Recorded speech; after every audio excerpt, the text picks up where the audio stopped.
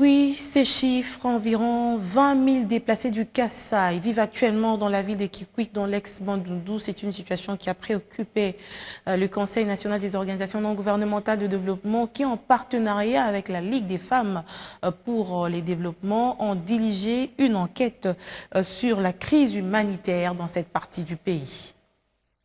Des chiffres qui doivent attirer l'attention de tous. 19 212 déplacés venus de l'espace Kasaï vivent actuellement dans la ville de Kikwit. Parmi ces personnes, 52% représentent les femmes et 48% les hommes.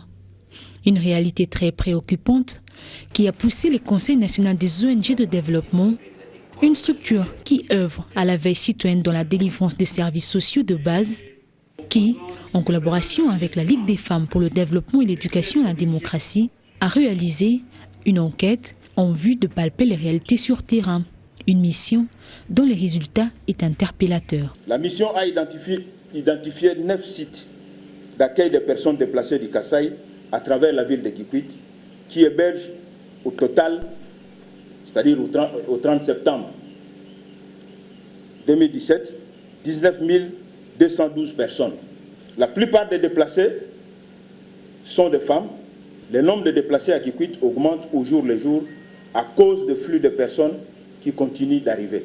En dépit des efforts menés par quelques organisations internationales et nationales, l'aide reste encore informelle, ce qui explique la vulnérabilité de ces déplacés, parmi lesquels on dénomme des enfants malnutris, des femmes enceintes et allaitantes. Le CNON et la LIFDED qui ont diligenté l'enquête et palpé du doigt la réalité sur le terrain, lancent un appel vibrant aux gouvernants, aux personnes de bonne volonté, aux serviteurs de Dieu, aux ONGD, à ne pas endurcir leur cœur devant les drames qui se préparent à Kikwit et de tendre leurs mains aux humains angoissés, aux oubliés de Kikwit.